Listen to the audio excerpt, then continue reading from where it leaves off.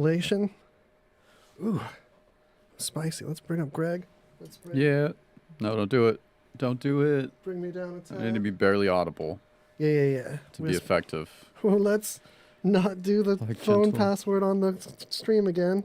Like gentle whispers. Oh yeah, it's the ASMR version. Welcome to Greasy Conversation ASMR. ASMR. AMSR. AZR. Never mind. No, ASMR is right. I was trying to make a new one. Yeah. I was seeing if it's in a different order. Yeah, we're streaming. We're streaming enough. All right, this on the silent. Everyone, turn your phone on silent except for the speaker that's broadcasting us. I got a USB hair. Okay.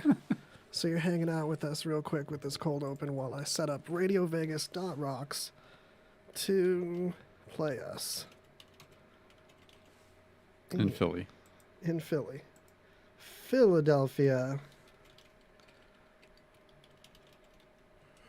And so when this plays later as a replay, it ends up just saying Greasy and then the date, and no one knows what the heck they're listening to on the screen. Nice.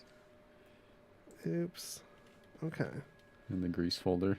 So this is a good time for you to grab your friends and neighbors and enemies and gather them around, convert them into each other. It's the show that's going to help you turn your friends into enemies and vice versa. And enemies into even greater enemies. There we go.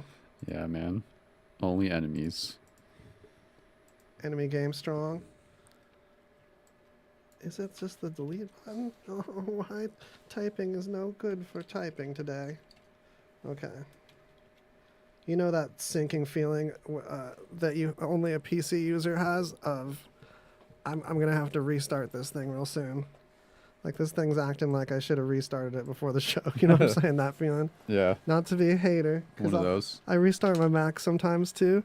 Can't remember when. Only by accident. Yeah. I never have to. No. It just happens. Yeah, I got a couple Linux machines in the woodpile, too. I'm not an operating system snob, you all know. So, checklist game strong. I did the old checklist. Pray that I saw all the items on my checklist. And, okay. Ready? Yeah. No. Yeah.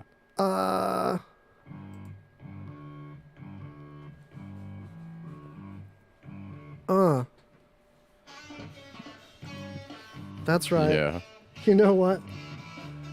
Now it's for everybody else. Nice. Here we go. Nice. Yeah, for a moment there, it was just for us. Yeah. Awesome. That's how you know. As it should be. It's episode 4. It's the selfish episode. It's the one where we indulge extra because 4 is the same word as death in Chinese. So it's super unlucky. Oh, yeah, that's why, 4 is a very superstitious number. It is. It's not something we fear, though. In fact, we're stoked to make this the, well, I was going to say the death episode, but that was totally a couple episodes ago. Yeah. So that's why I gave myself 4 fingers. That 4-finger discount. It's like, how do you give yourself 4 fingers? Wait, that went south quickly in my head. Okay. It's pretty easy, man. I can show you. Did I mention that this is Greasy Conversation, the talk show where we investigate dank news with science, animals, psychology, and Florida man, and what's going on in Arizona specifically? All Only these those things. 2 states. Yeah. Those are the only ones we really care about, yeah. You might have noticed the LED screen is back. You all missed your opportunity when I was sad and said anyone could just have it because it wasn't working. It's working. Yeah, it's working fine. Psych. Yeah. Apparently, it just didn't like the laptop I had hooked to it, and I never got around to there's a Raspberry Pi in there. I need to reprogram it, and I forgot how I programmed it in the first place, so I made insufficient documentation. Is another lesson for you all.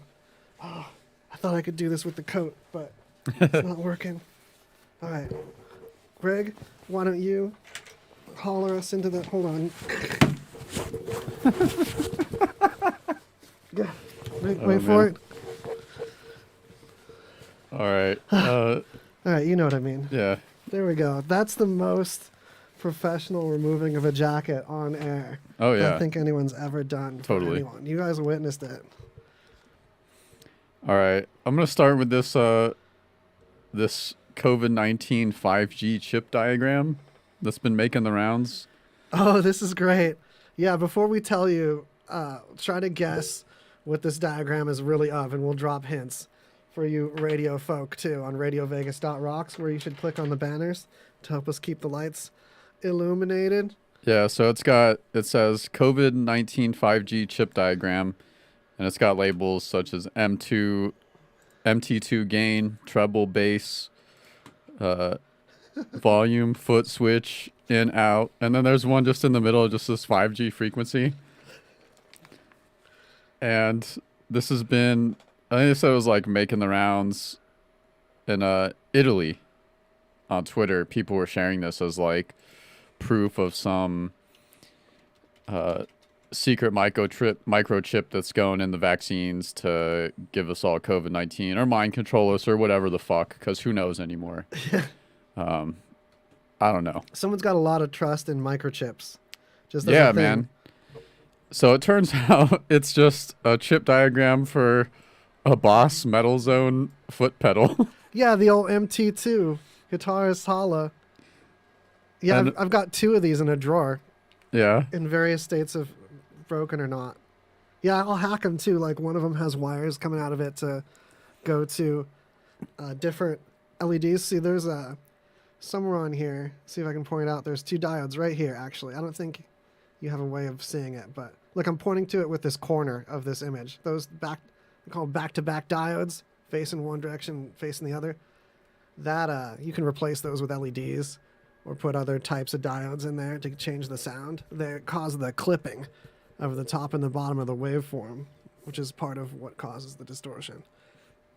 Now in this spot that says 5G frequency, did someone what should be there? I'm curious. Well, if there's anything. a frequency knob there because the Okay. on the middle knob you can change the, what am I trying to say? The center frequency that you actually add to or remove from, and that's what that knob does.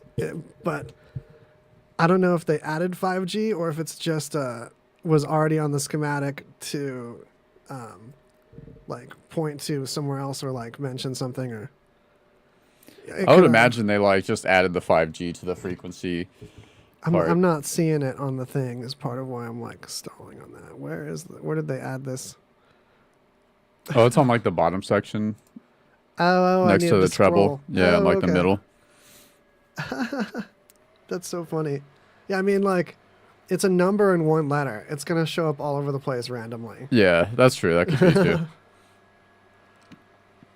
Yeah, it just goes to, I mean, I'm sure someone made this as like, oh man, the suckers are going to eat this up because of course. And it's just, man.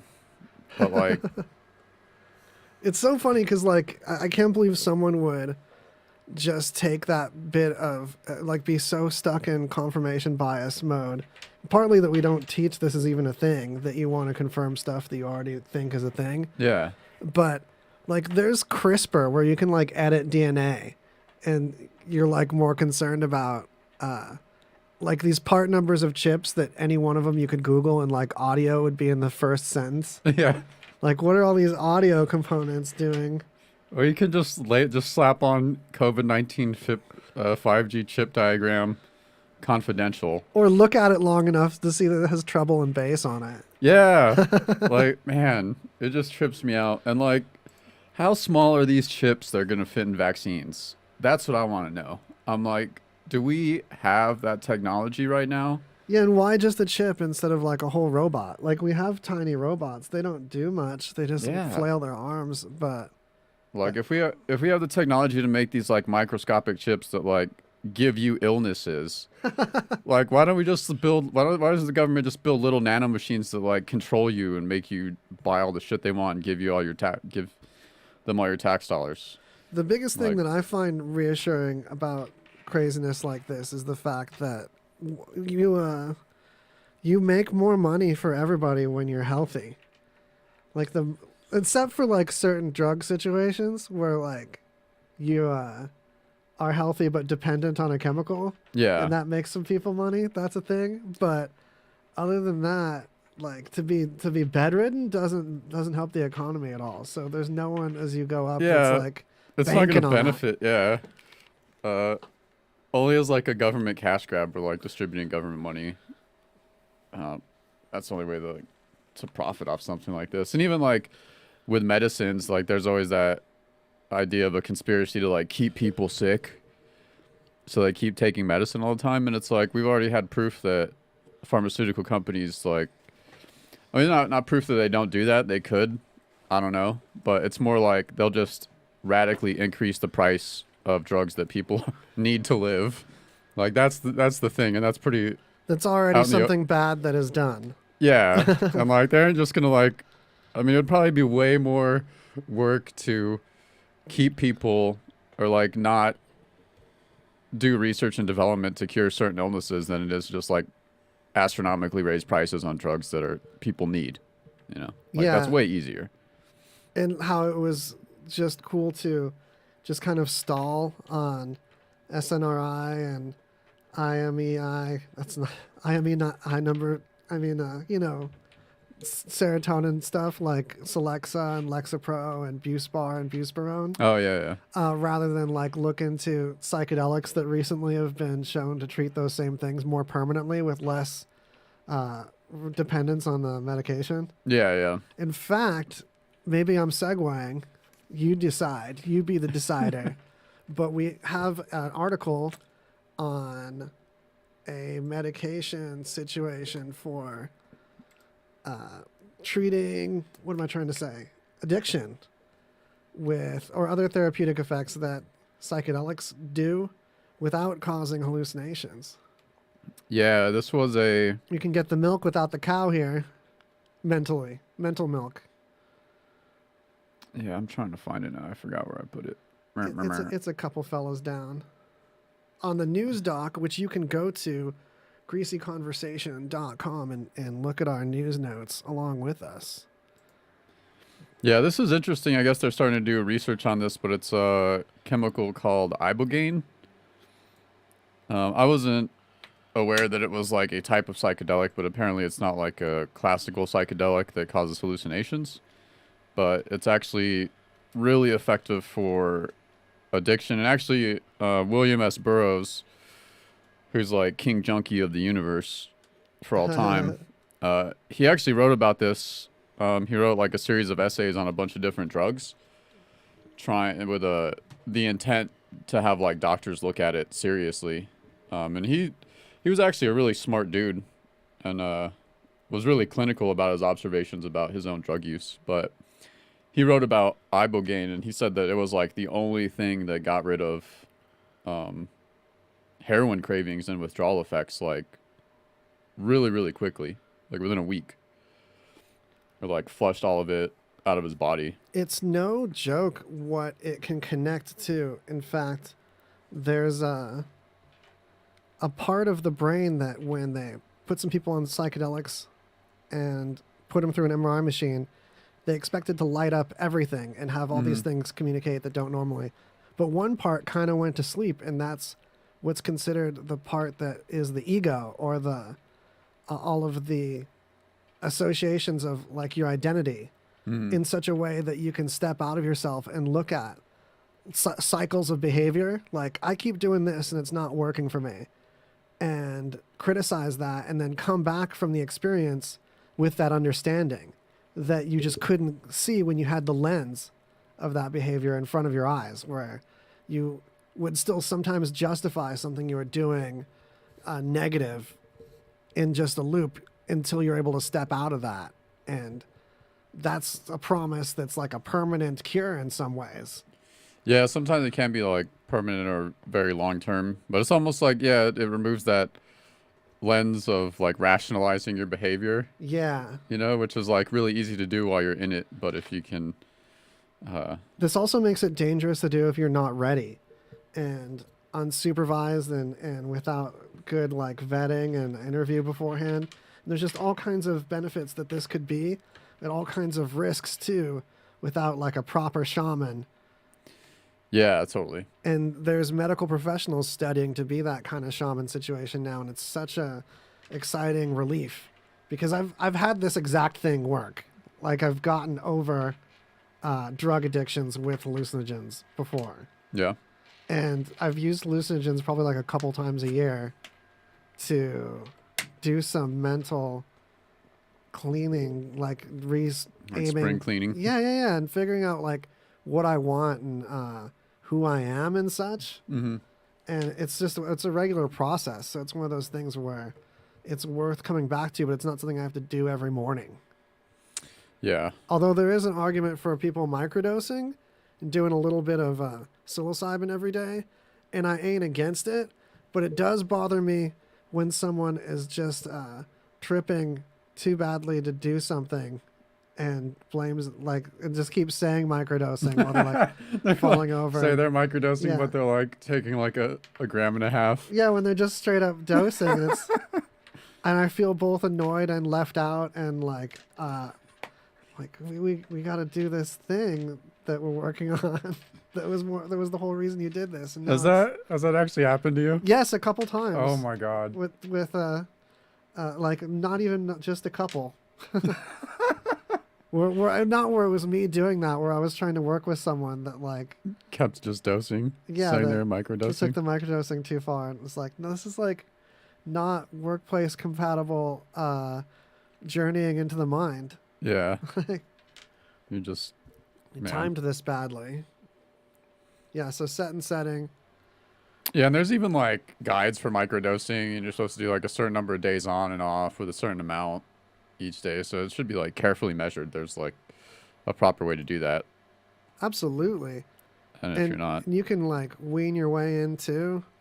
Boy, I have to thank you all for hella hollering in the chat. Holler out to Australia. We've got a couple of you folks over there that we love. I know, John, you're back. You're not in Australia anymore, but I'm just going to bring up Australia. shouts when I out see to you. Australia. Yeah. Yes, we want to pull him back in the studio for mental health discussions. We love doing that. Yeah, opioids are crazy addicting. That Yeah, was man. I had the painkiller phase, and that was another one that mushrooms helped me realize the ridiculousness of it. Yeah, and it's weird, like people. And they're legal in some states now, finally. Yeah, but people like don't really understand like how long term of a fall, I guess, addiction is, or long term of a process it is. Yeah. Before someone like ends up at the end point where they're like stealing money and shit, you know. Like it can be a long road, and anyone can fucking fall into it, man. Yeah, because it's the problem isn't the keeping doing the thing. People have this misconception that the addiction is just a repeated behavior, or you're this drug, you can't live without it, or you've made it like a dependency. And it's way more than that. It's a whole state of mind where you just rip that chemical away, then you're not fixing what caused the addiction in the first place. Yeah, because like it actually like changes the chemical makeup of your brain and shit, which is why it's so hard to. Well, and the chemical makeup was stop. awry in the first place to be prone to like obsessive behavior and to have like a hole that you're trying to fill. So this person is like trying to like lean on this dependency for something that was broken before that. And you can't just fix that and not act like you can't fix the engine and not put new tires in the car. I don't know. Yeah, I know what you're saying. I'm just going to immediately roll over to some kind of half thought out automotive analogy. But if you don't fix the underlying problem, then you're just dooming someone to have like no solution to something they at least had a solution that wasn't working. Yeah, and I like there's still a lot of like old school thinking of like just willpower being enough, you know, or like people don't even understand like if you have an itch and you can't scratch it, all the willpower in the world isn't going to stop you from just scratching it. Yeah. It's unrealistic expectations to just think it's willpower alone. You can't willpower like dead relatives back alive. You can't willpower yourself out of a breakup or out of a loss of a job or any kind of life-changing injury or thing that happens to you that gets people started on this path. You can't just willpower away childhood abuse. These things have to be dealt with before someone can even exist and live without an addiction in some cases. I even always ask, like, what is willpower, and does everyone have the same amount? Mm-hmm. And the answer is, of course, no. There's been, like, plenty of studies, like, long-term willpower, like, starting from kids and, like, how kids who are identified to have weaker willpower, how it affects them later when they grow up. There have been long-term studies like that. And so it's not like, that's not even a clear-cut thing, you know? Yeah. So there's a lot of layers to it, but yeah, just do psychedelics instead. Well, with a friend, with supervision. Yeah. Yeah, it's a place to visit, not to stay. And that's I was leading to something about, a place to visit, not to stay. Yeah, because I've even had one experience where, I wasn't at a depressive state in my life or anything, but the mushrooms got on top of me. And I just, like, thought about all this shit, and I was like, all right, I can check out now. It's that time. And, like, it was a weird experience, but, like, yeah, you definitely have to be careful and have, like, at least a friend you can call or something. For sure. Or someone to hang out. Sitters are helpful. It's escapism is the thing to be looking at with a lot of drug addiction is just why does this person want to escape so bad? And like, can we help them be in a place they don't want to escape so much, and that would be less. Yeah, totally. Yeah. All right. Dun, dun, dun. Yeah, and we also have an article that goes a little more in depth of like more research on how psychedelics, like classical psychedelics, and other ones like Salvinorin or Salvia divinorum affect the brain. Salvia is so funny. Salvia is the only thing I've done and then tried so hard to eat a color that was just coming at me. Just this substance of like reality just became 2 different shades of orange lines horizontally. Yeah. And then I could see my head floating to the right of them. And as I tried to chew, I could eat the side of the line as it like came at me. I was never do salvia like super hungry. Just, yeah. It became what I was about, like I was a universe of consumption. That's actually one of the results of the study. They actually say that. They say don't do salvia hungry. Yeah. It's like in bold with an asterisk. Yeah. Yeah, news notes, crazyconversation.com. You can check our sources. So what I think we should do next is introduce everybody to a couple short audio presentations that we have, and then we'll start the episode. All right.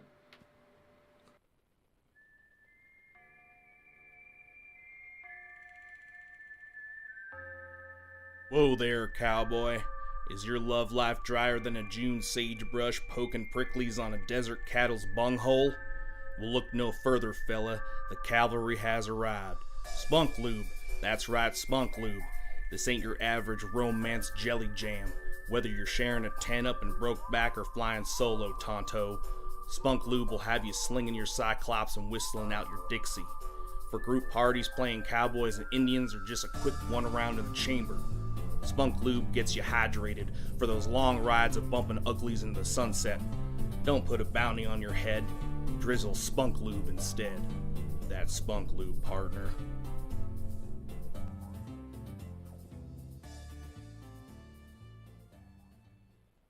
Hello, this is Michael Tiffany from Midnight Madness Radio. And if you're looking to hear some of today's best new rock, tune in to Midnight Madness Radio, Wednesdays, 11 p.m. Pacific Standard Time on Radio Vegas Rock.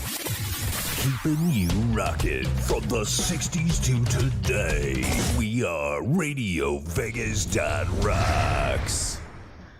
Hi, my name is Lily. My mom and dad used to fight about money all the time. Then one day, I heard them talking about this guy, some uncle I never knew called Uncle Sam. Well, they say this Uncle Sam guy wanted them to pay him like $1 gazillion, and they didn't have $1 gazillion. So they called this company they heard on the radio called the Tax Doctor. And the Tax Doctor worked with Uncle Sam's people. I think they're called the IRS. And they were able to work it out so my mom and dad didn't have to pay Uncle Sam very much money at all. So now mom and dad are happy, and I'm happy too. Thanks, Tax Doctor. If you owe $10,000 or more to the IRS or state, call now and pay less.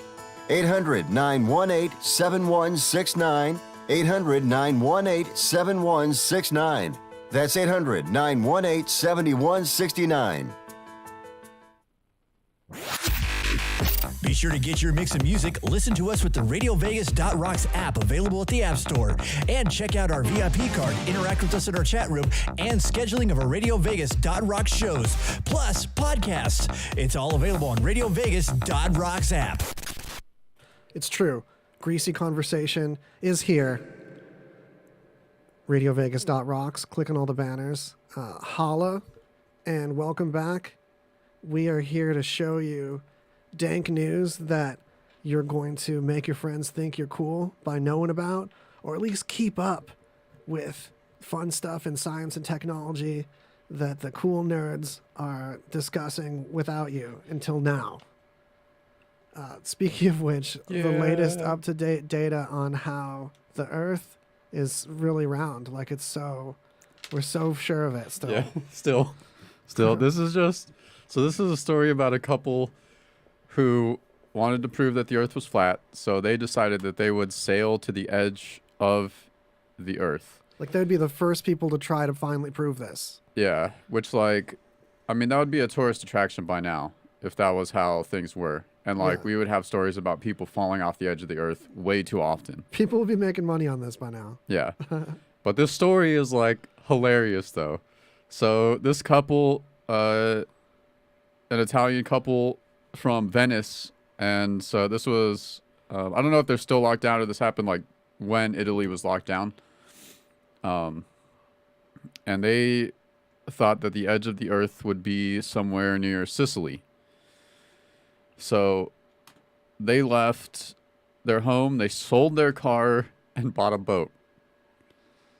Worth it. And you can tell, like, just how poorly prepared they're going to be for this entire journey just from that, right? Like, if you think you're just going to sail to the edge of the Earth with just a boat, like, you didn't bring any supplies, what are you doing, kid? And then so they...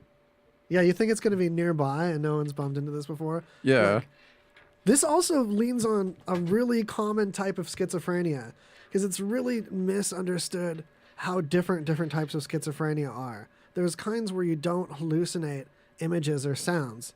There's a way more common kind that I really should research more to have the terminology better for it, about it. But it goes hand in hand, and it's where you think that there's something going on that that everyone knows about but you, or there's some kind of conspiracy. Sometimes it manifests where you think there's something like this, that everyone is keeping a secret and you're onto the truth. Sometimes it's less everyone against you as it is like one person. You think that there's one person or one group or entity that's specifically like leaving messages for you, planting things. Like you turn and see something next to the checkout stand and you know it was put there for you to discover in the checkout stand. Things like that. It's this total like ego break where it almost comes off self-centered, but it's not in a conscious control of this person. And it can happen to any of us. And I bet you it's even happened in flashes of it to you listening to this, to everyone. Everyone's had moments where they've had a flash of that feeling. At least I think. It's like most people, at least. It's extremely common, especially when things are stressful or things look like they're coming down or there's a natural disaster or something like that. You can really, it's easy to think that get in these thought loops that don't have a lot of justification or rationality. But it's totally rational if that's your lens, because perception is reality. Yeah, and totally. That's what needs to be sympathized with.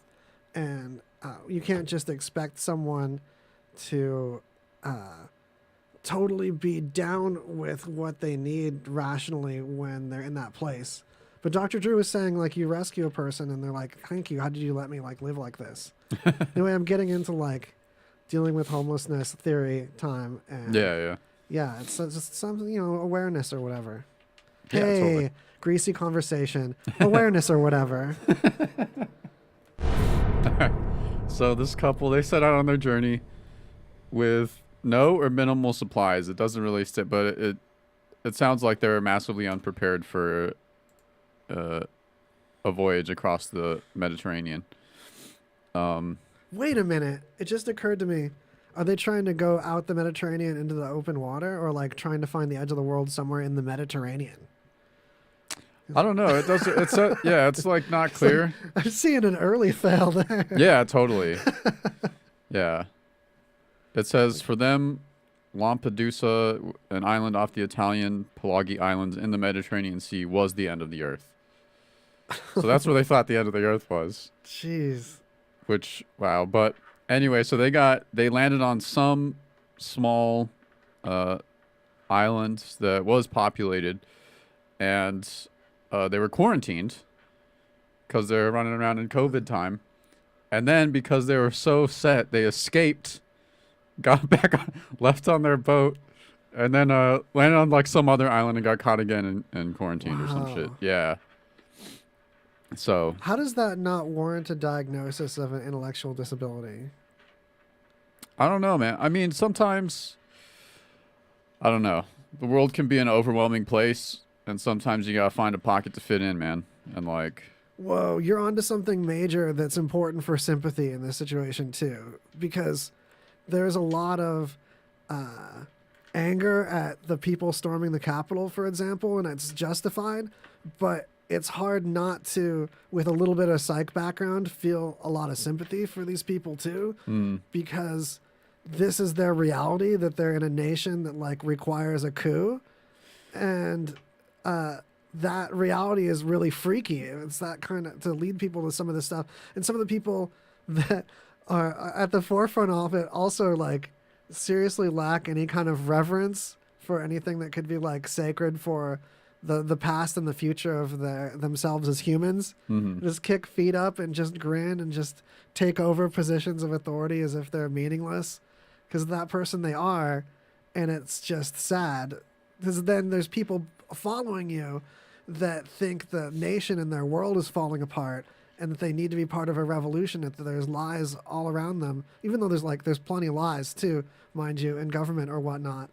But they think they're part of something bigger that really matters. yeah. And to have that feeling of significance is really precious, and to not have it's really difficult. And I sympathize with wanting that, or I wouldn't be like neurotically repeatedly doing a talk show to like 100-ish people. Right. So like I have sympathy for that, and I have anger for the people that don't take any of it seriously, that have no problem just like kicking back and like almost jokingly taking over government while there's people following them that think they're like in a war, that are in like a mental place that's just genuinely terrifying. Yeah, and it's like a lot due to misinformation or finding these little like pockets of all this or disinformation, and just finding these groups that are like isolated themselves off from other sources of information that could prove that wrong. Yeah, just like how cults happen when people are in a weak situation mentally, which can happen to any of us. Yeah. We're just disenfranchised, disconnected from family or friends that you require to correct your perception of reality. Because we're hive animals. We're not meant to perceive reality fine on our own. It's too much to store in our like head model. So we're constantly confirming things with people around us, even non-verbally. And when that goes awry, you have this like thought cancer. Yeah. It's certainly easy to feel like small and insignificant because we are in a very big way. But at the same time, like, you know, we've all been just do your thing. wackadoos. And if you haven't had like a wackadoo moment. Yeah, man, I've had plenty. Sorry, you're about to say at the same time. I'm due for another one, actually. Right? Yeah, we could have a fresh wackadoo moment any moment. I feel like I just like had one. Yeah, I feel like, you know what? I'm on the tail end of like recovery from one, I think. Yeah, I mean, it's been, any longer than 6 months, and I'm like, I gotta go. I gotta go wackadoo for a while. Yeah. I loved something you said a couple episodes about trying to go a little crazy more often rather than letting it build up and going way crazy when you didn't schedule it. Yeah, man. Or hella subscribe to that. I need some personal days. I don't get this whole days off only for when you're sick. Sometimes you just feel like, I don't know, maybe I'm talking, should speak for myself. Sometimes I need a personal day where I'm just like, can't face like a normal day, like mentally. And, Yeah, and then the next day I'm fine. Mental health day should be important for Yeah. sure. And I'd like to keep a low level of like permanent paranoia, Uh-huh. and then that really helps. Yeah, Which there's sounds something, counterintuitive, but it helps me. So. something to people that do weed regularly and they're not concerned about the paranoia aspect. Because I think it fits with something you've said. I've said, Joe Rogan said this too, not to compare ourselves to him, but I'll take any opportunity to. Compare him to us. That's right. That like invoking a certain controlled paranoia helps you recalibrate the level of paranoia that you should have for like regular life. Where there's some people that are they're too surrounded by sycophants and too on their high horse to feel like where they belong and connect with people. And there's other people on the other end, like generalized anxiety disorder time, where it's like everything is scary. And I get hella situations with that, and have something else like manually make things a little paranoid and be like, oh, that's that emotion. It's like this. It just kind of puts everything, scales it again. Yeah. Like everything's put in perspective suddenly. Hey, wait, this isn't real. Yeah. Or this is only this amount of real instead of like all the way real. And avoiding thinking in absolutes to move into another. Let's make a noise about it. I've been trying to impart something that is taught in like relationship counseling and stuff that should just be part of like high school time. And it's also come up in business communication too, but it's avoiding absolutes of like that anything is ever never. Like you never want to say that. Yeah, I'm using absolute to say it, but there's three things that I'm going to hook together and try to be concise about it. But when you're talking about whether it's your feelings or someone else's behavior or something, you never want to say that, that someone never does something or someone always does something, or like this never happens for me, or like this always happens to me. It doesn't always have to have never or always, but getting rid of those words helps a lot of the concept. You can also be like a state of being like, I am this bad thing. I am someone that this happens to, or I am someone that this never happens to. Or it's the same hand, like saying that to someone else, like, this work is unsatisfactory. So you don't want to say you do unsatisfactory work as an absolute, like you always do, or you are a bad person. You want to separate the person's like identity from their behavior. So you'd say like, you're great, but this, what you did today here, or what was done today by us here, especially if you can hook it to yourself, it softens a blow. Even if you weren't even there, like this is our result as a team and it's not satisfactory. And it really sucks, and it's mostly your fault. But a little bit mine, but mostly yours. So it's a little bit better. So yeah, that's one of the things, separating that, the absolute situation. And it's just coming up as we're getting out of Rona times and businesses are blossoming, and I'm doing my usual independent contractor working with a handful of different folks to get by situation. It's just coming up extra. So it's something I wanted to bring up. Hopefully it's helpful. Yeah. How about next we do the little ice robot that could? The little ice robot that he could when it's cold. Yeah. No, this is a really Cold boy. cool idea. Help us name it. We want to get names for this ice robot. Which immediately makes me want to see like a sci-fi movie about it. Like some crazy ice robot that you can't kill. It just like keeps making ice parts. Yeah, it can keep like snowballing, as they say, and getting bigger and bigger, like a Katamari Damacy. Yeah, I want that to be real life, man. I know, Katamari is so cool. But this, they're basically talking about like this robot can make certain parts for itself out of ice, because out in space it's cold. There's going to be a lot of ice. So like wheels or treads or different sections of its body that can contain its guts and all that stuff, so that it doesn't have to worry about breaking down. Because a lot of the probes are very fragile. Yeah, and to be able to make self-replicate in any way is really the future. We're going to need... Michio Kaku was talking about this in one of those big things or whatever. Asian science guy. Yeah, those fancy, smart people YouTubes I like to sleep through for you all, so I can learn it subconsciously and then forget it all when I have to talk to you guys later. Yeah.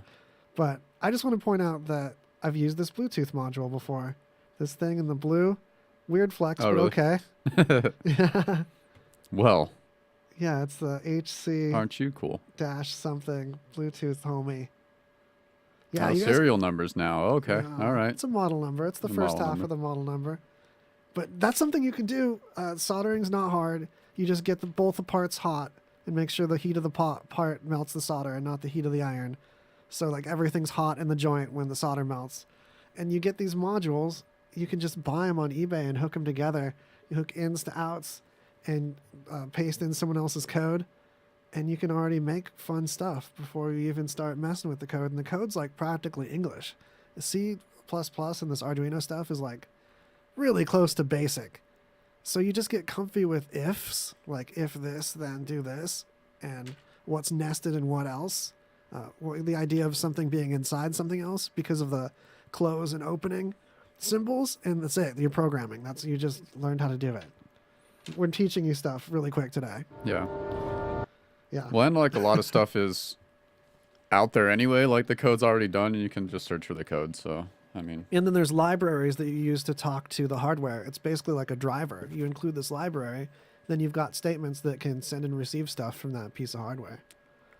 dude, why don't these little robots have little robot drivers? Little robot Like drivers. chauffeur outfits?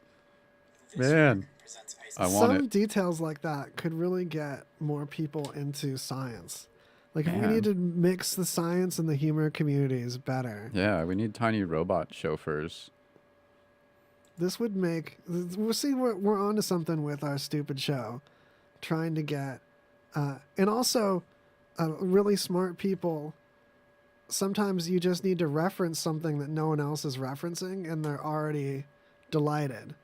So it's not even extremely high effort comedy sometimes. Yeah, right. If you're just able... I mean, I giggle right away if you mention, like, a Commodore 64 randomly.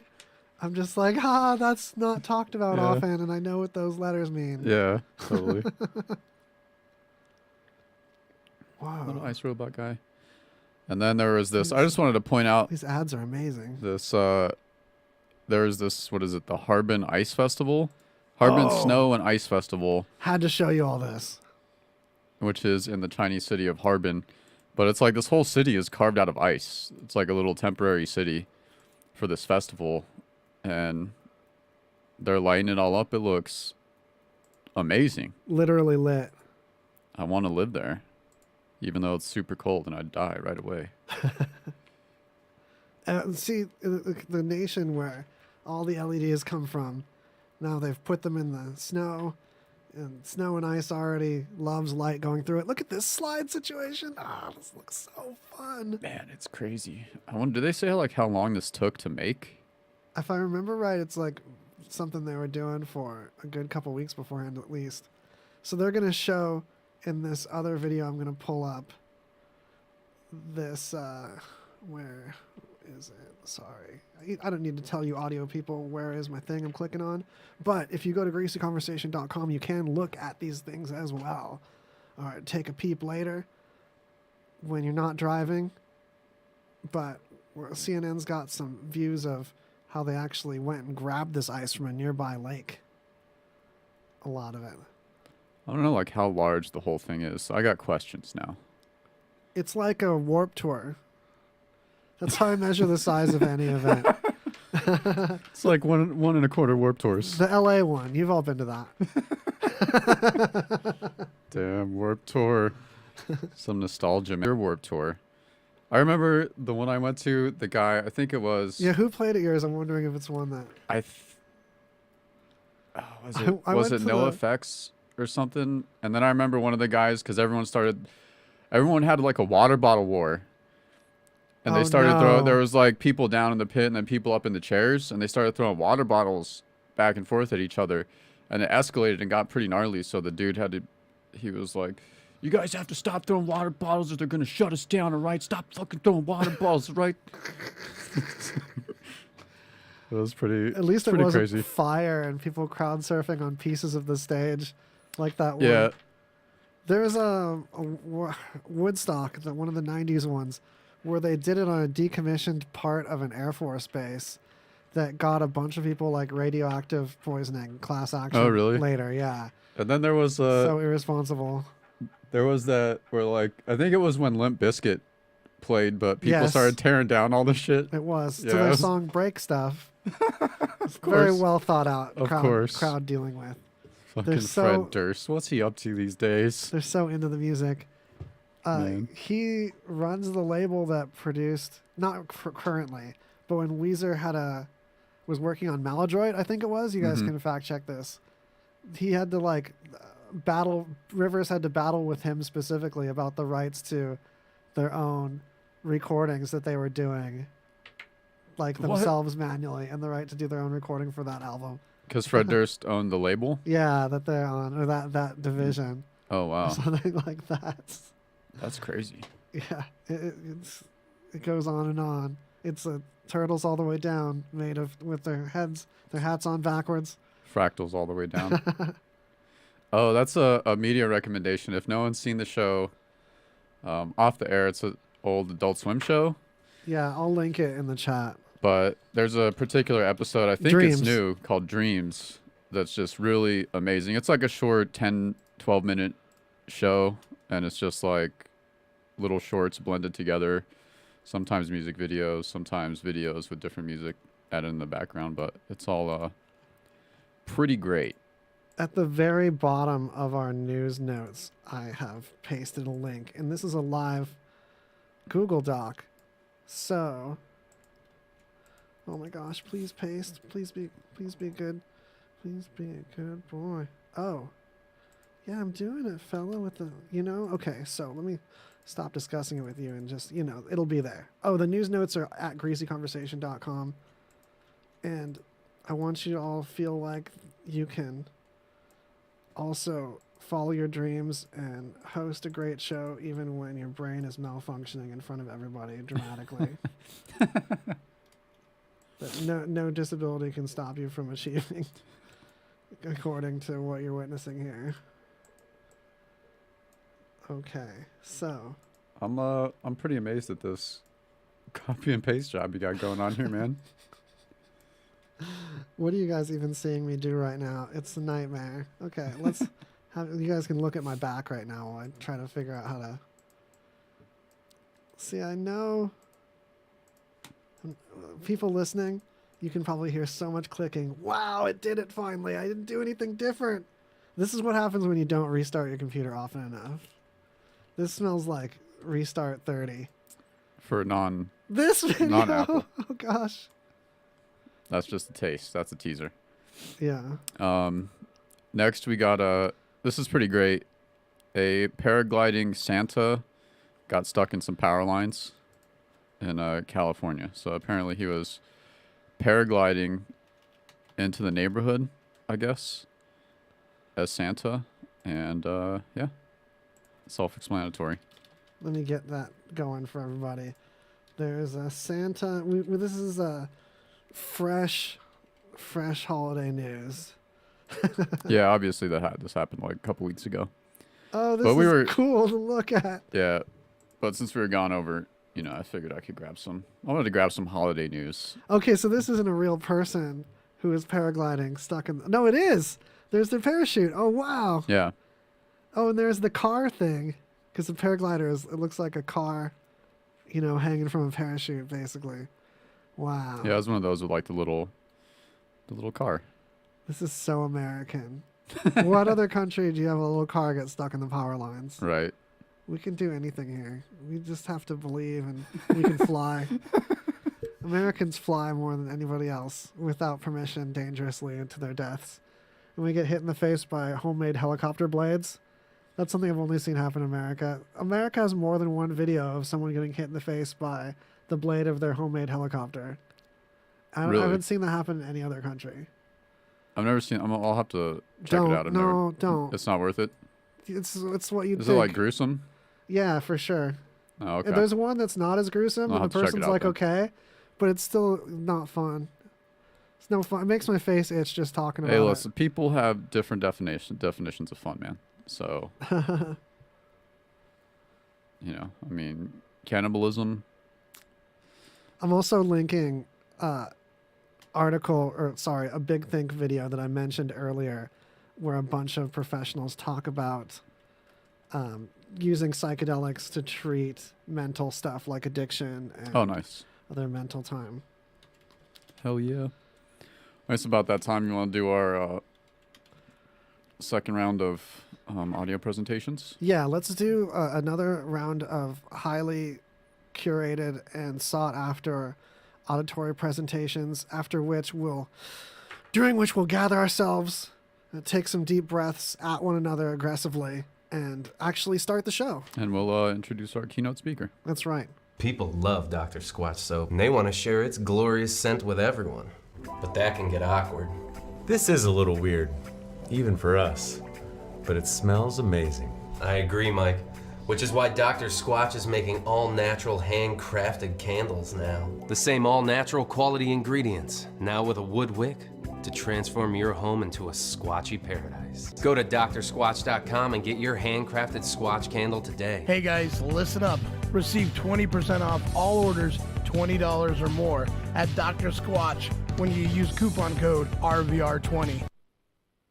Looking for a way to get free from debt? Well, gather up your bills and call a Care One credit counselor today. We are credit counseling agencies that have helped 2 million people just like you. I see people every day who are on the brink. They're going to go over the edge and the bottom is bankruptcy. We pull them back and they appreciate that. You get to consolidate your payments. You only have to make one payment a month instead of worrying about 3, 4, or 5. Care One credit counselors have experience assisting people to get out of debt and get on with their lives. To help you take your first step, they're offering a consultation and debt analysis. Call for licensing details. It is your path out. People are truly amazed when they call us and see what we can do to help them. I mean, the relief in their voices. Call us because we can do amazing things. Get your consultation and debt analysis by calling a Care One credit counselor today. One simple and confidential call can get you debt-free. 800-284-1349. 800-284-1349.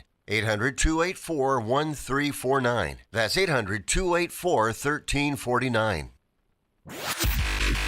Be sure to get your mix of music. Listen to us with the RadioVegas.rocks app available at the App Store. And check out our VIP card, interact with us in our chat room, and scheduling of our RadioVegas.rocks shows, plus podcasts. It's all available on RadioVegas.rocks app. Behold! It's a greasy conversation. We are dipping a toe in the news and grabbing a handful and flinging it at yous.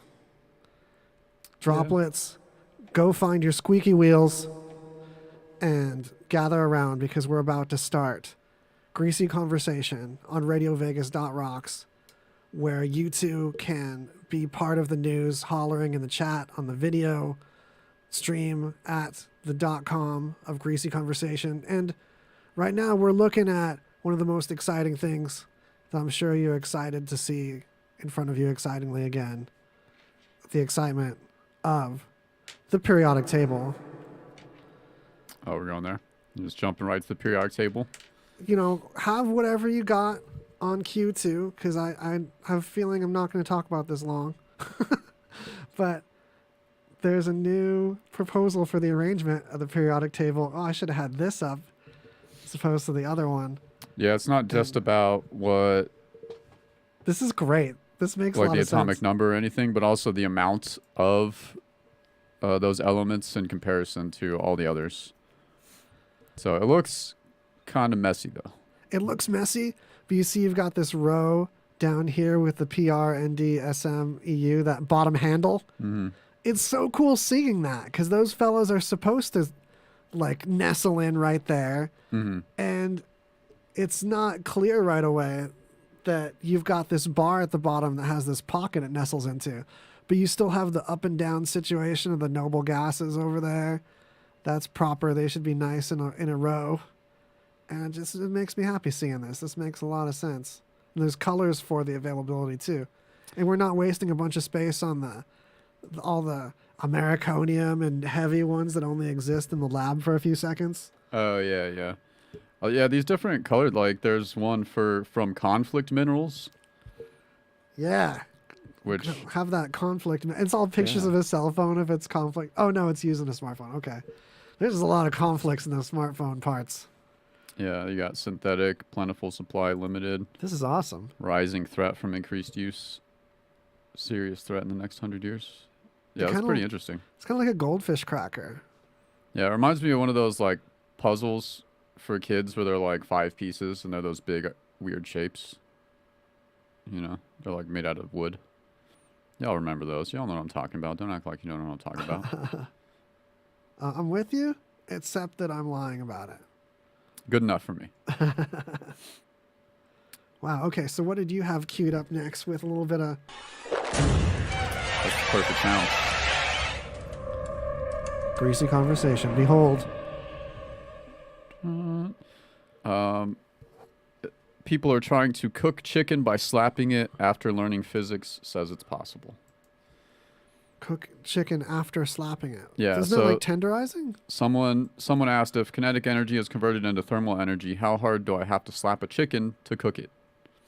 And the answer turns out that you can cook a chicken by slapping it at 3,725.95 miles per hour. And there's actually a video of a simulation of slapping a chicken. Wow, so this chicken can be cooked by slapping in this. Yeah, 3D. Theoretically, obviously, because no one's got like the Hulk slap. Oh, I see what happens. Also, yeah, it splatters. Yeah. The fingers are ripped off the hands, and the cooked bits of chicken are spread in every direction. Yeah. Wow. But that, a lot of people don't know, but that actually adds a lot of flavor. Oh man, there's like blood splatter. This is great. Wow. And then, if you scroll down more, there's someone made a chicken slapper. Nice. They made this little machine that just like slaps a chicken over and over. And trying to find out how many slaps does it take to cook a chicken. Yeah, because that was one slap at that speed. Mm-hmm. So this guy's thinking we just do many slaps more rapidly with less hits, less force per slap. Yeah, exactly. Like feasible for a human to do. So if you want that like slap cooked chicken, you can. This rotating slapper, brilliant. Just look at all that chicken juice squirting out. I want a good slapped chicken, but I'm not going to trust something human slapped. I feel like we're in the 20-somethingth century, and we should have robots doing our slapping, especially on this level. And this is a gasoline-powered slap right here. That's the solution. But I mean, if you get that robot slap chicken, it's not the same as you don't get that human anger and resentment slapped into it. You know what I mean? But it's also human dishonesty, because I'll never believe that a human can do this level of slapping to where you want it safe. Like a human's gonna have to cook and slap. We can get a pure slap experience here. It's like using methanol so you don't need an intercooler. So how many slaps do you think it would take to cook a chicken, if you didn't read it already? So if it's like 3,000 pounds, I'm gonna guess we're talking like 30,000 slaps at this velocity. So it would take an average of 23,034 slaps to cook a chicken. That was a pretty good guess. I probably would have been way off. Oh, yeah. This one, the second row. I think I have the volume turned down on the second row. There's nothing important on that row anyway. Talking about our Ableton. Little inside baseball for you. Mild gore warning. Man. This should start like how many different ways can you like cook a chicken by like causing it harm?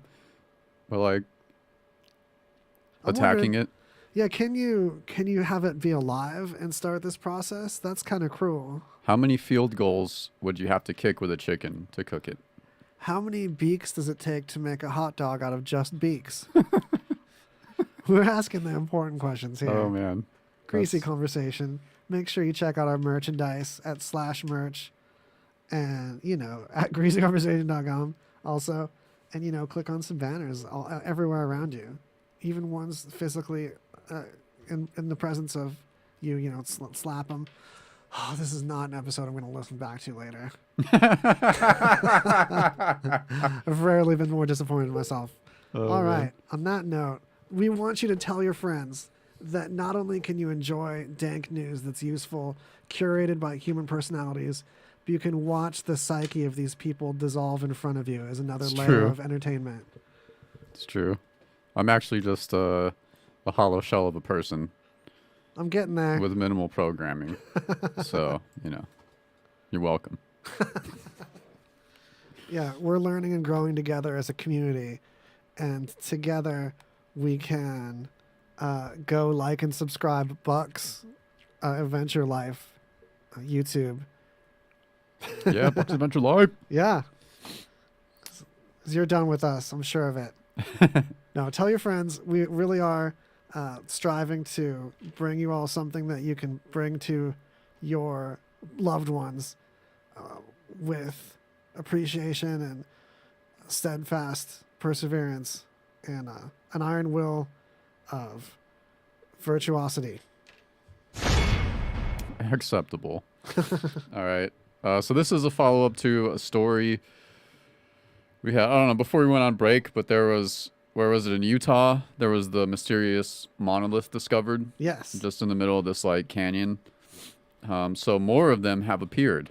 Yeah, I'm not surprised. We know someone. Hey, shout out to Noel at Spacecraft SP.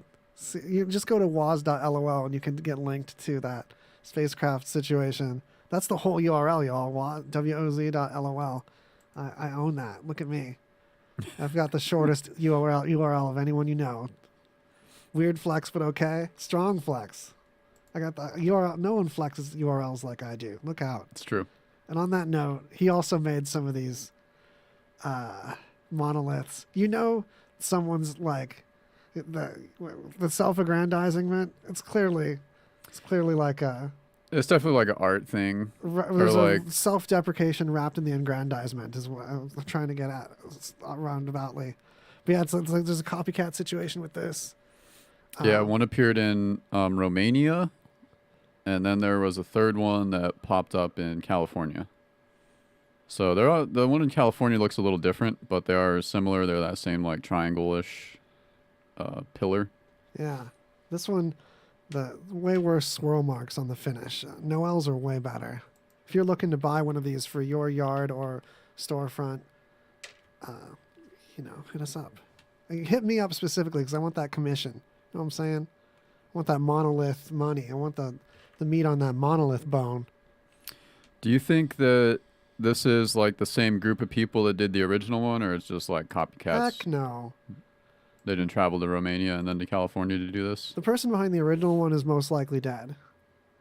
There's an artist that did similar things that could have done it and most likely would during the time that it was there, shortly before his passing. And he was wanting to do other mysterious things like this. It's just right up his alley. So these folks are merely disciples. And this one's too long. This one's not the same height. Yeah, I was looking at that. Yeah. Disgusting. So, alien art projects. Oh, yeah. Grab your friends that are also aliens and do some art. Do some levitating art because you can make your own, not really your own necessarily, but it's easier to make superconductors now. And if you have a superconductor cold enough, I'm thinking about the magnets. Holy crap. I've never done my job worse than today. It's the cold thing and it levitates. You know what I'm saying. I've showed it to you and talked about it. Oh, yeah, I remember. I've talked about the dang magnetic fields that have gone through it. But you're not the same IQ from one day to the next, I think. It's true. But that's why we have the internet, to be the other part of our cybernetic intelligence. And as cyborgs, I'm going to post something to this effect for you to get greasyconversation.com. Click on the live Google Docs for our news notes, and you can hear all the stuff that should be in the show were I functioning correctly as a human being. Levitation. I'm probably just more like bitterly, soberly aware of my own blunders. I would normally just steamroll through if I'd like gotten drunk for the episode or something. Yeah. So sometimes you have those days where like everything you do is just wrong. yeah, and that's okay. Yeah. It's okay to be wrong all the time and It's learn true. from it and grow and be wrong less later. You know. On that note. Or just keep being wrong. For reals. I mean, there's people who have done that. If you can be who've honest been about highly it, successful, I think. at least be right about your honesty about how wrong you are usually. It's true. Oh, did you see how well this pasted? Yeah, you know, Windows 10's all right. I don't have to restart it as much as I used to have to restart things. I'm having a great computer experience right now. That, you know, that copy and paste time of the past, I'm behind it. Sometimes you just hang out with stuff long enough, like this LED screen, and just don't throw it away right away. I'm not telling you guys to be hoarders. Throw everything away. Where am I even going with this? Hoard everything. Sometimes it will paste. You know, sometimes it feels like it's not going to paste. Then other times your life is just pasted together and it's a better day. And the sun also rises. It's true. Is it though? It's not untrue. It's true. Sundance Film Festival is doing a virtual festival this year, obviously, because, you know, the plague or whatever. And they're doing it in a space garden simulation, which I think they really missed out, because they could have done it on a virtual sun and really hit a home run, you know. So I don't know who's in charge of their event planning, but What virtual sun big for fail. who? So Sundance is doing a virtual Oh, Sundance, the Sundance film festival. Festival. Wow, I just messed up on the whole core of the whole thing. There we go. Film festival. I'm back with you. Yeah, so they're doing like a virtual festival where you can either access it, well, people who are invited, obviously, not anyone I know. But those people, you can either do it like the full VR experience, or you can just do like the simple like web browser where you like move through the 3D environment, through, you know, that type of thing. Oh, nice. You can like Second Life it. Yeah. And but I really think they should, like, it would have been much better on the sun. Like, Why not? If it's going to be pretend anyway, Yeah. why not pretend it's on the sun? It's true. And like you can dance on it and it's more applicable to what we're naming things. that would have been great. Like, there's all these virtual people sitting in a virtual theater on the sun watching a movie, but it's too bright. Every once in a while, a random person in the crowd just hits that temperature where they burst into flames and they have to excuse themselves and walk out calmly, and it interrupts the broadcast at points. Right. Yeah. Would have been much more entertaining. I do like the idea, though. It's kind of cool. I'm just super excited about like big VR time in the future. Big VR time is going to be so sweet. And big AR time, there's like a lot to look forward to as far as when we're too old and crippled to do anything fun or walk around like we should have when we could walk around.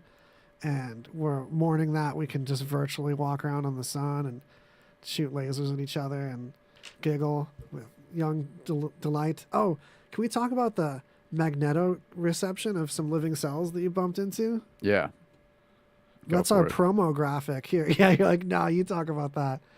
Honestly, it's just research in Japan into cells that can get affected by magnetism. It doesn't prove anything about like stupid magnetic healing things doing anything for anybody that don't do anything, but just that cells can, and say in birds and certain animals, they've gotten these cells to not form, and then they couldn't feel the magnetic poles of the Earth, and then they flew around stupid and stuff.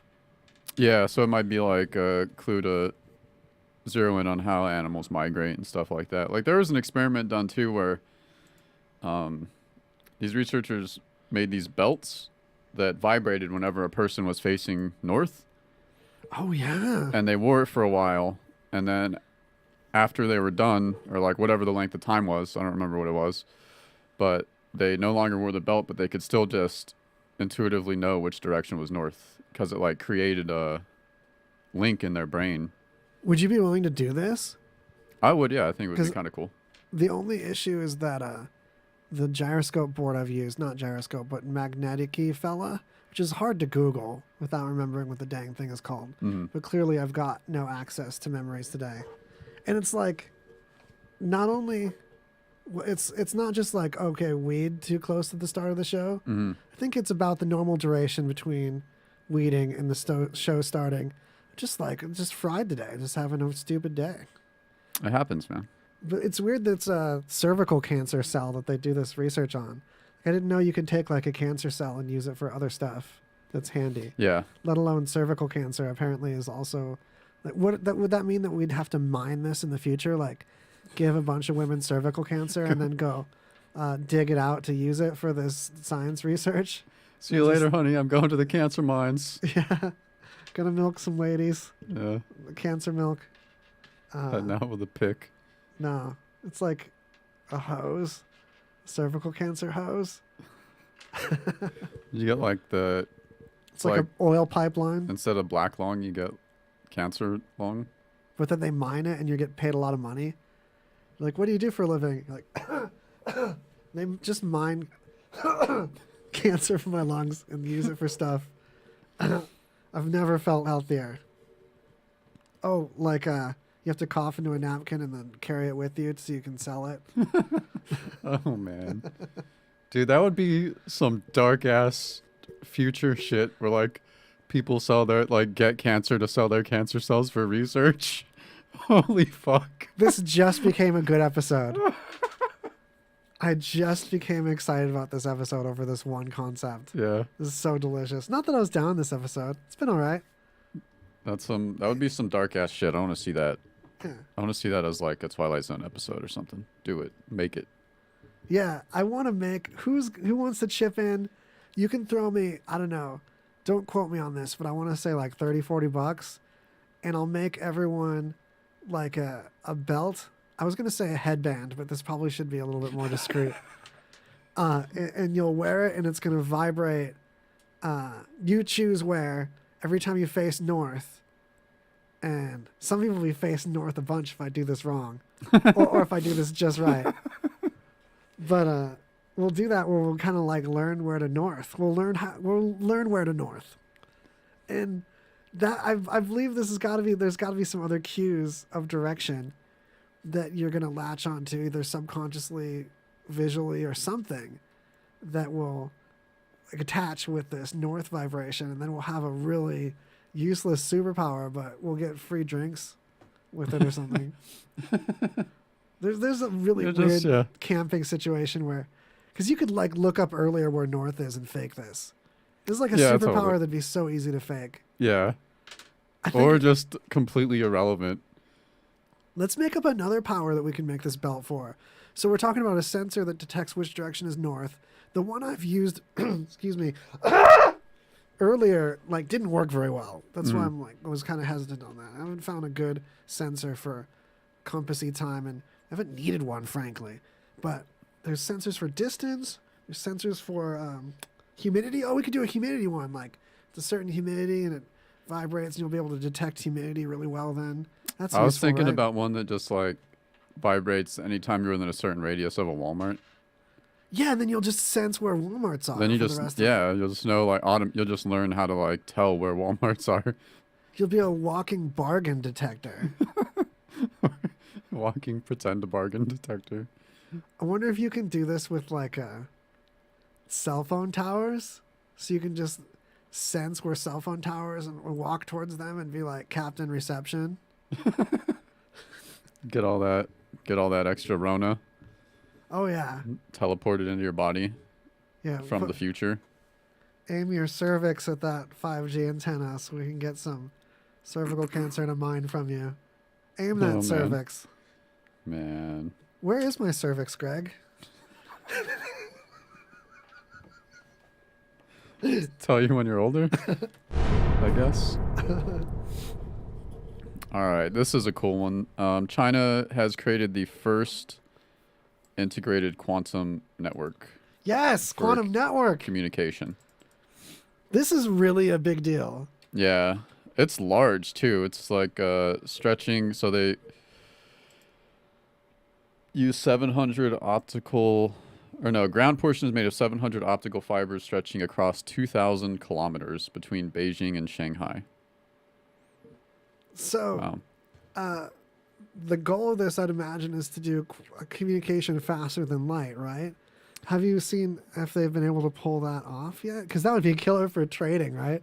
Yeah, I don't think they're doing. I don't know if they're focusing on speed. It sounded like they're focusing more on like security issues with like quantum encryption. That's right. So if they have entangled particles on one side and the other, they can know that they have the key to the encryption then. Yeah, and then so Okay. like with quantum encryption, if you don't have the key and someone tries to just even observe the message or to try to crack it, it changes. So it's impossible to crack it if you don't have the key, which makes it really important for security in the future. But yeah, that they've built this huge network is pretty rad. Quantum stuff being used at this level, I mean, aside from the fact that there's quantum science in like microchips and LEDs, but to see it be used in something as tangible as like how a message is encrypted or this possibility of faster than light communication sounds so far-fetched that it's so much easier to think that it's like some kind of scam and some kind of snake oil but the amount of money going into it and the amount of global researchers like conferring data, like China's not going to waste this much money on something that they're not trying to sell us as a scam. Yeah, totally. And it even mentions that like other countries are working, like US is working on one. I apparently they put a plan forward in like last July. Wow. To start building a quantum network similar to this. And then the plan is that once more countries jump on, they can all link together. Yeah, so we'll get... I wonder... I don't know, it just seems so crazy, but like if we'll see, like, will we own home, like, quantum computers, like quantum PCs type devices? And what will they be used for? I can imagine like, okay, some kind of reality prediction could be done quantumly, some kind of something biological, because there's stuff that could be done in the home biologically in the future that we wouldn't even think to miss now. Like we might be in the future looking back and being like, wow, we couldn't even make our own penicillin at home back then.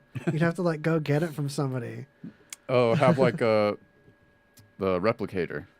Yeah. From Star Trek, man. But it only makes penicillin. Like imagine when you had to get pizza sauce from tomatoes instead of just getting some pizza sauce in the replicator. It's like the cheapest thing to replicate that pizza sauce. Because I'm always needing that. Having to run to the store for more pizza sauce if I could just replicate it. Or like some kind of medical procedure. Like imagine when people just wore glasses and they didn't just like look into or just get some eye drops from the replicator and like fix their vision right away. Or just have the CRISPR dispenser remove that melanoma for you. I want all of it. Let's see if I can say the kind of deep stuff that we normally legendarily say in any other particularly good episode like this one. Because, and forgive me for having heard part of this before, at least, the whole idea of quantum data being able to be sent faster than light. If you could get a receiver off into the cosmos, say like, I think it's like 60 light years away till the nearest fella. I want to say Alpha Centauri. I might be wrong. Might be gobbling all this, mix a doodling all this around. But there's a habitable zone there. There's a planet that might be a bonus Earth over there. But you're talking like 30 years for like light to get over there. So if we could go half the speed of light, get there 60 years, you could get some people to get there in a lifetime. But if you're communicating with them faster than light, and they're that amount of, time is distance also. Time is part of distance. It's another dimension that we're having to travel through to go over that distance. Is it not time travel to then surpass this dimension of time, but still get this distance? If there's a math between the time and the distance, and you've crossed something without the time distance, but you crossed this physical distance, didn't you kind of also mess with a time distance, like travel through time, so to speak, with the communication at least? I think so. I think it would be like a type of time travel, because that's like the same theory behind like relativistic travel, where like if you went off into space and were traveling at the speed of light, but everyone on Earth is, if you went out for like 10 years or whatever and come back, everyone's going to be aged like 70 years, whatever. I can't remember the ratio.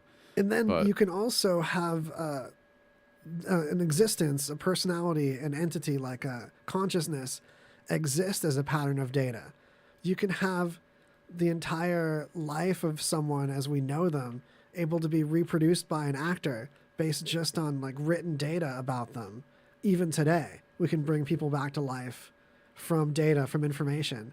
If this can be done with information that's transmitted in an instant, you can basically have, although that soul, that consciousness might be in a robot body that was sent there and took a long time to get there, or some kind of flesh body that was grown there, it would still be the will and the determination and the consciousness and identity of this person transmitted over there to do those tasks and live that life over there. Yeah, that's a cool concept too. I like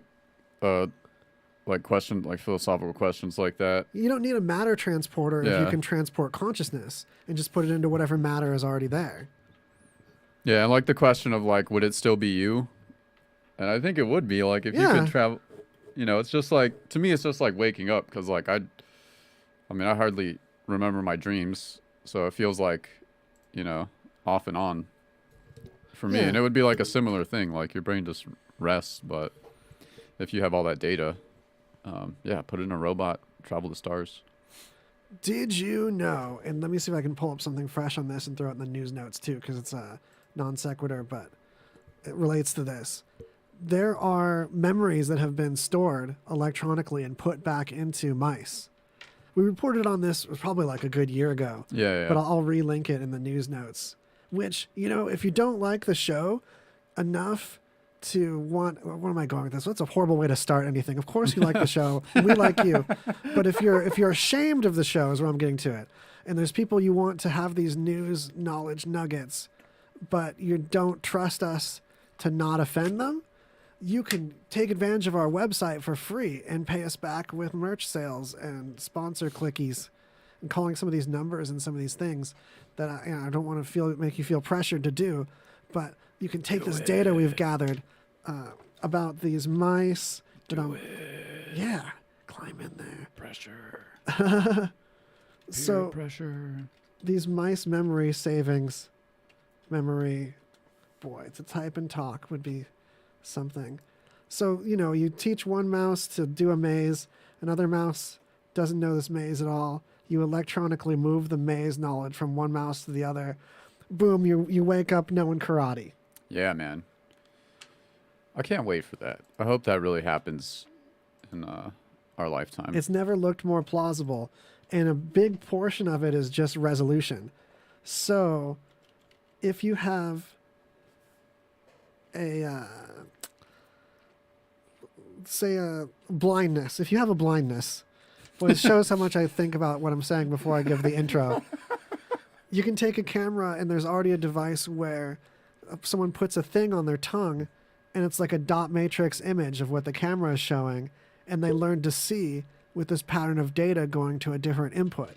And Elon Musk's Neuralink situation is a leans on, like, in a nutshell, super oversimplifying, electrodes that have a matrix to them touching some part of the brain and communicating bidirectionally with it. And if you can train your brain to send data through that port and receive data through that port, kind of like having your tongue connect to the visual cortex and use that as a new port that the eyes would normally connect to, then you've got, once there's a port, you've got data transfer, and then you're on the way to hacking the firmware.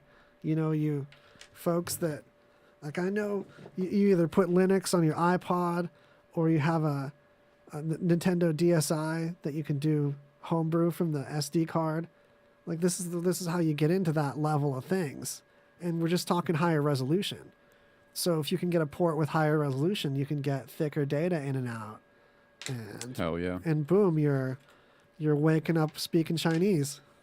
I wonder how it would, like, if you could like download just books, like fiction books, because you want to have read that, like, that would be a weird experience. I feel like, because you wouldn't have actually read it, but you felt like you read it maybe. That's a thing that comes up a lot in this discussion, is the virtual vacation, or the idea that, like, you get this implanted memory, so you wake up with all these great memories of a vacation. I'm kind of haunted by that idea, because I know how low resolution a memory already is. Like, you remember all these cool parts, and you remember these feelings, and you feel better having done it. But then there's little things that you remember later, and things that you talk to someone later, and they had that experience, and and will you still be able to share that with someone where they'll be like, hey, remember when you did this? Like, oh, I forgot. Shoot, I can't believe you reminded me. I'm still removing glass from my foot. And would that level work? And would there even be a point if you could just bypass all that and just have a vague memory of feeling better after it? Like, there's going to be a point where you just remember, like, smells and like a feeling of like oxytocin bonding and serotonin and dopamine and norepinephrine kind of attachment to some, like, picture of a sailboat or something, and just end up living with that feel good of the recharge of a vacation. Would it be, like, hollow not having the extra details to it? Like, would there be a competition between this and real vacations, and real vacations starting to lose out with the losing your luggage and getting sick and all this? I think it would probably, like, depend on the intensity. That's like the plot of Total Recall. Yeah.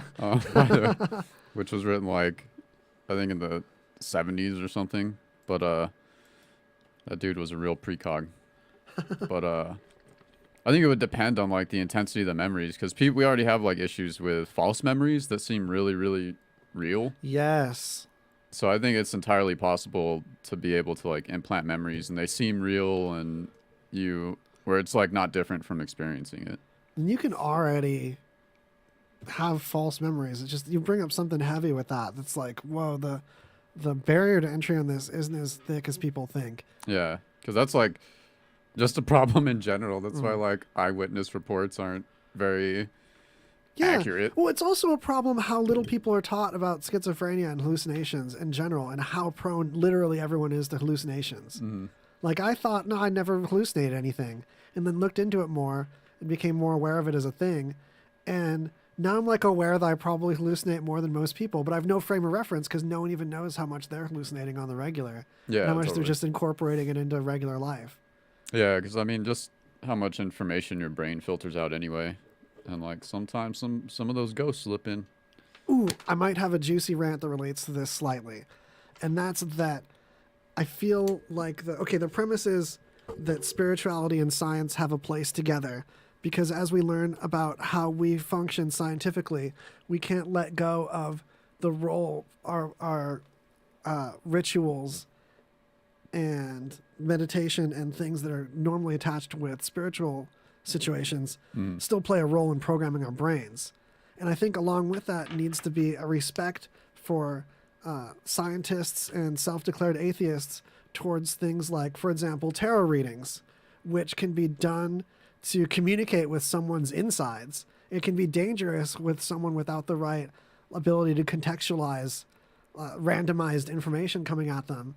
But regardless of the randomness or not, even random data contextualized like that can be really good to make parts of your brain talk to each other that don't otherwise, to get insight on how you respond to this random data. Or another thing would be meditation is a thing. There's also, there's people that can see auras, that can see, like, a colorful glow around someone, and by that color get a feel for if that person's like good or bad or what their intentions are. We already have built-in mechanisms for making these kind of judgment calls subconsciously about people. Vibe check, the whole for someone's countenance, their facial expression, how they carry themselves. You can see subconsciously if someone's like on the cusp of like snapping, or there's something bothering them, or they just had a rough day, or they're or either direct, or they're particularly happy. They just got laid. There's ways you can like see someone's like attitude, and if someone has that data connecting to their visual cortex, and they're hallucinating colors, what makes that like not real? Some people can be so discrediting of something like that, but that's like a legit life skill. And just because the person is describing it with hokum-y language doesn't mean that there's not a chunk of like value in how they're going about the world that could be benefited from. And that could be like, that could also be synesthesia. For sure. Which is like people who mix senses. You mix senses around. So people like, I don't know, numbers have certain textures, or, you know, certain words have certain textures or colors, and people like that's associated with seeing auras and shit too. So and I bet you a lot of people have some form of this, even though the specific one that John Mayer supposedly has, where you see colors with sounds, is relatively rare. I definitely perceive personalities with numbers. Like it's so much easier for me to store and process numbers if I think about them also as having their like little identities. Just the numbers 0 through 9, like they have like a little personality attached to when I picture them, and I'll picture a row of these personalities and I can remember a number better. Oh yeah, that's interesting. That's what you just make, like you only have 9 different personality classifications. Like that's it. There's only 9. Yeah, and I feel when they're together, it's like a little community. Like, oh, you know, 8 and 9 are next to each other. They've always been next to each other, so it looks like comfortable there. And I'll perceive, oh, there's like a big gap there between this one and this one, or like my address will have a certain overall feeling. Yeah. From like that set of buddies. All right, that's interesting. I'm not making this up. No, I believe you. It sounds totally like the things I say randomly that are false, though. Where was the next one? Wait, I had it. Oh yeah, this one. Okay. We only have a few more minutes to criticize new tech too. All right, let's do this one real quick. This one won't take too long, and then we can do the tech. So this is, people are sharing science facts that would make you sound unhinged if you shouted them in the street. Oh, this is other great list. Okay, quick stinger, because this is a great segment, y'all. That's a slicey one. So, sharks existed before trees. Sharks existed before trees. Which I can, like, man, I would love to hear people just, like, shouting random shit like this in the middle of the street. Wombats poop cubes. Wombats do actually poop cubes. They're not perfect weird. Cubes. They look like little dice. Yeah. High hands in a dice game, baby. Clack, clack, clack. Why am I looking? Oh, this is the tech products. I was like, where is the things? Okay. So this is really cool. This is an article on things that make you sound crazy if you shout them out, but they're science facts. I have more arms than the average person. That's a good one to yell in the middle of the street. That's a great one. Think about it. Most of you are going to have more arms than the average person. Yeah. Because the average person won't have both arms if you do a true, proper average. It's going to be like a decimal. It's like 1.8 arms per person for humans. Oh, there's some other good ones. That's a long one. Dinosaurs lived on the other side of the galaxy. Yeah, that's a good one too. Just because we've moved through the galaxy, right? Yeah, yeah. An orbit is when an object is falling but is going so fast sideways it misses the ground. Yeah, that's a legit way to look at orbiting is falling. This is one of my favorite concepts. Neil deGrasse Tyson talks about this over the course of a month in that one show that I should remember the name of, Cosmos. Excuse me, a burp's much less gross if you scream in pain while you do it. That's how that works. So if the history of the whole Earth were 12 hours, we would be in the last 2 seconds, would be all of humanity. All of human history. Yeah, hominids, like anything even remotely human-like, didn't happen until the last 2 seconds of this 12-hour Earth clock. That's a like reverent pause one. I I like this one. Everything in the entire universe either is or isn't a duck-billed platypus. Mushrooms are more closely related to humans than plants. Now this one is weird. I'm having trouble picturing this one. You could fit all the planets between the Earth and the Moon distance, or the distance between the Earth and the Moon. Yeah, if all the planets touched, they could fit between Earth and the Moon. There's so much space between Earth and the Moon. Which seems crazy. Yeah, the some of planets the other are, planets seem really, really big. they seem like it. But maybe they're not.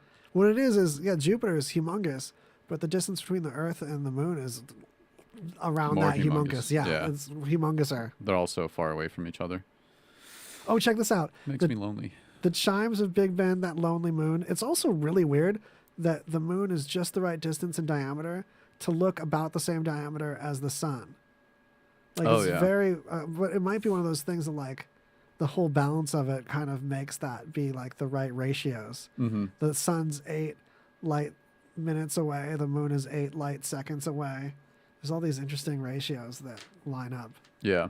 The chimes of Big Ben at 6 p.m. on Radio 4 are a live feed from a microphone inside the bell chamber. They are transmitted by radio waves to the studio and then to your radio. Radio waves travel, the speed of light almost, and sound has its speed. So you'll hear them on the radio before someone who stood at the bottom of the tower. Oh, wow. So they'll get to your radio quicker than they make it to the bottom of the tower. That's cool. That's interesting. Sounds so slow. Yeah. What's up with that? Slow ass. Sound is so slow that if you have a large-scale PA system, it's standard practice now to actually delay the sound going to your rear speakers, so that you don't get this weird echo of hearing the back ones before the front ones. Yeah, I've been in like smaller places that had that problem. Yeah. Where like it gets bad quick. It doesn't have to be very far at all. It's a trip. And back in the day, they didn't even bother with that. Like Woodstock, no one was delaying nothing for the back speakers. Yeah, just like you get it when you get it. You get that sound all over. Okay, so there's some early tech gadget announcements. We're going into CES era, so we're going to have fun tech for you, but there's some fun tech to mock early.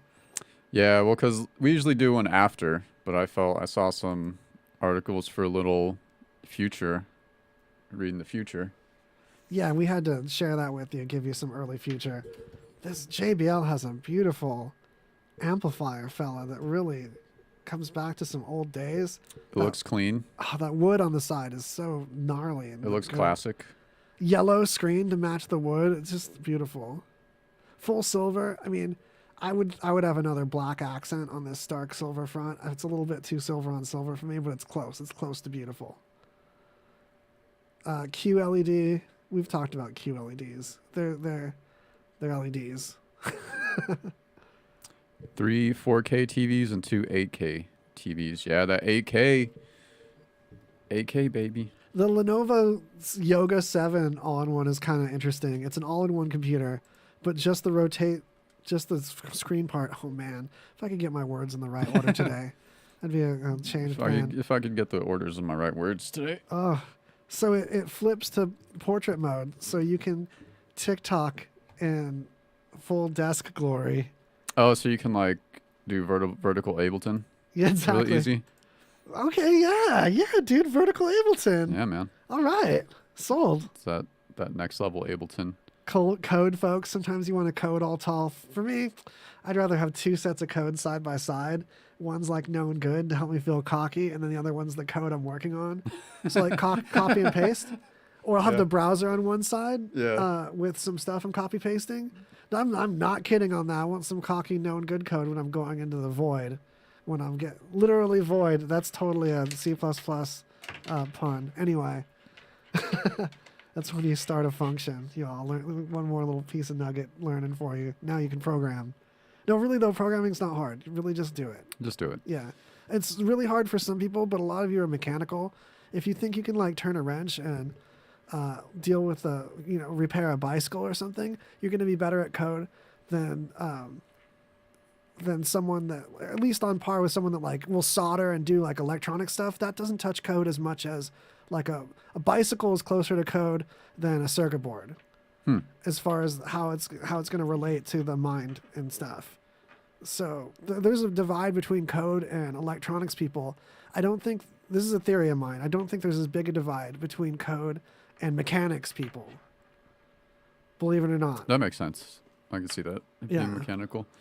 I had some other, some kind of like AI-ish news. Oh, yeah. I'll do real quick. So this first one, which I'm having my trouble, like why they describe it this way. I don't know if it actually means anything, but it's, so Sony's new AI-powered TVs mimic the human brain, which I'm always, I mean, you should be skeptical of like articles like this because that sounds pretty far-fetched.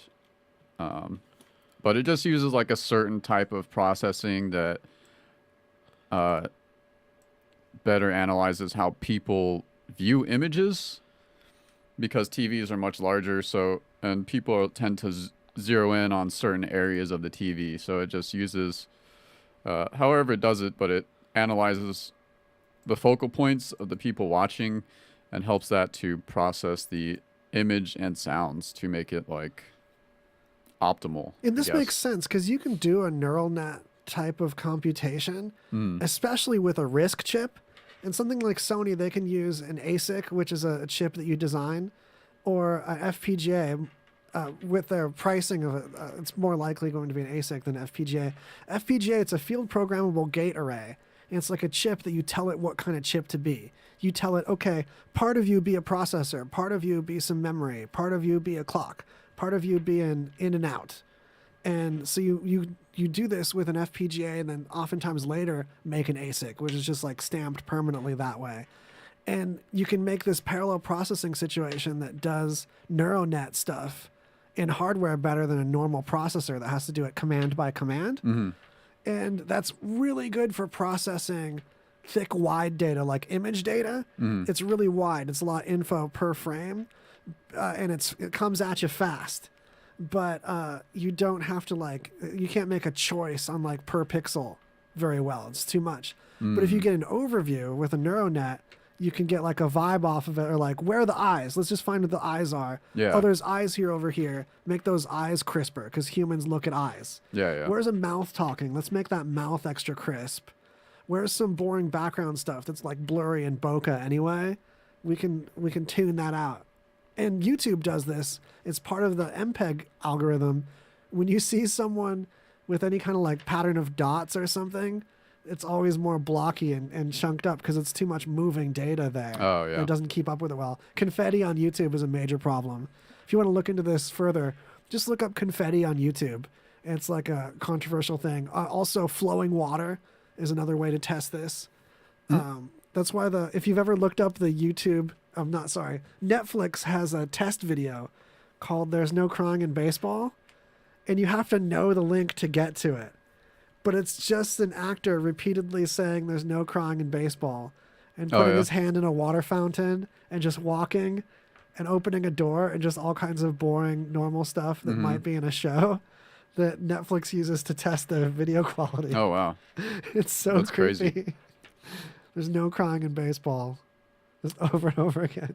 And then last on the AI tip. This was really interesting, actually, but it says lack of sleep could be a problem for AIs. I had this pulled up already. Good job. And what they have like an AI that they're trying to make that mimics human brains more than just like traditional AI, I guess. And so they have like sorting AI, which is programmed to sort images it's not familiar with and try to like develop categorizations on its own. Beautiful graphic for it too. Yeah, but they ran into an issue where if it runs too long, it reduces the accuracy of the sorting, and they find when they put it into a state that is analogous. Inaugural. Analogous. Yeah. Sorry, never mind. You got analog too. Same. Analog means same. Yeah. That's similar to sleep, that it refreshes. So it's I don't know, it's an interesting idea that like maybe AI gets so similar to human minds that it actually does need sleep, which is not what we traditionally think of when, like, the science fiction version of AI, you know? It's in biological circles, in like mental whatever science time, as it's called. There's a lot of confusion about what sleep is actually for, because there's some people that can get by with a couple hours. They're rare, and maybe they're more efficient at this step. Like maybe they're like strong, like bodybuilders of the sleep mind. And there's certain brain chemicals that we only replenish in our sleep. But it's more than that. If they were replenished manually, we'd still need sleep. And all these thinking creatures require sleep, with very few exceptions. And if that would be finally the way we find out, we simulate the process that brains work so thoroughly that we just end up finding out that they need sleep and why. Yeah.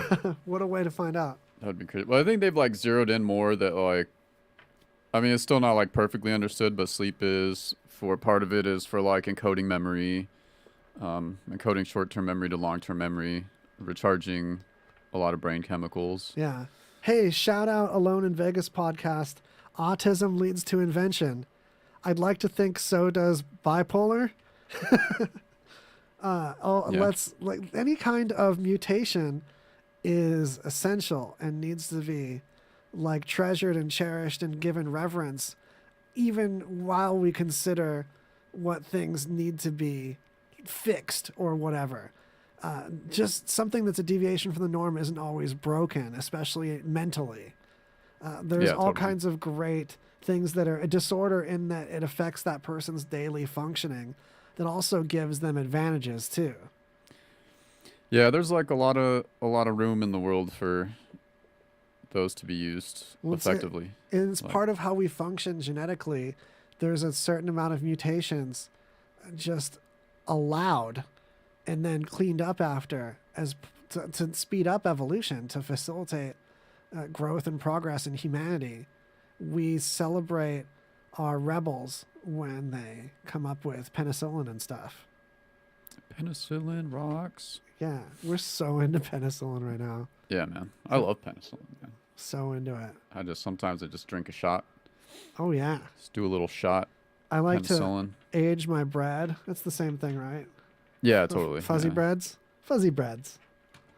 Yeah. 1 minute. What's our 1 minute send-off urgent thing? I got two I didn't get to, but you can check them in the notes. Bacteria wear watches. Apparently, bacteria have some type of internal clock that is linked to the 24-hour cycle of life on Earth. Holy crap. More Japanese research. Holla. And maybe dark matter isn't real. So some research suggests that dark matter isn't real and it's something else. Yes. Or some other force or some other measurement of force that we just don't know. I was talking to a coworker about this too, that not only a force that we don't know, because dark matter isn't matter as we know it. Dark energy is similarly controversial, but there's also a theory that one of them, I believe it's dark matter, is just a miscalculation of gravity on that scale. That there's just a way that we're not factoring gravity correctly that's coming up with that number of that seeming like it should be there. Yeah, which is entirely possible. Oh, yeah. Some people get, like, loud about it, too. Yeah. That's even like, why are we classifying this when we're not learning how to calculate gravity better? Yeah, we don't even, like, fully understand gravity. But then, on the other hand, black holes, people were like, we can't have black holes. That doesn't, there's no way. That's a miscalculation. There's a threshold at the end of the variable that we're not dealing with or something. Yeah, it's been, like, there's been plenty of scientists who, like, were right way before it was confirmed they were right. Or they didn't even believe that they were right and like added a variable to counteract. Like a few, I'm sure probably more than a few scientists, like their discoveries weren't recognized till long after they died, and they died like poor and their lives were shit. Yeah. But they like have incredible discoveries that like catapulted science forward. But yeah, that's it. Suck it. Yeah. And that's it. That's how we send you off. No, this is our usual go away one. The other one's the like fill time one. I did them in the wrong order. This was a really great depressed now. Beginning episode to start the season, 4 episodes in. Yeah, totally. But nowhere near as good as last episode did. Check it out, Kella. Have to shout out the previous episode and the one after this. And if this is your favorite episode, we made it just for you. More Thank power you. to you. Yeah, you know what? I'm content with this one after all. Yeah. And I declare constant- contention. I declare contentment. There we go. Stay tuned to RadioVegas.rocks. We've got the Grode Hour with the grungy faucet right after this. You 90s kids, you want some great grunge throwbacks? Please stick around and get your grungy faucet with us. RadioVegas.rocks. Shout out to Kevin. Love him. Love y'all. Get out of here. Get out of here. Cold outro. Cold exit. I can't thank you all enough. Real talk. You're the real droplets. Getting those squeaky wheels for everyone's health to grow and learn and be happier together. But, also when we're less happy, we calibrate our appreciation of what happiness even is and what love and togetherness is, and trying to be more social and appreciate people. And I feel like I've neglected so many people that care about me, that I care about, and haven't followed up with them enough. And it haunts me. And I'm thinking about each of you sequentially, and we got to kick it soon.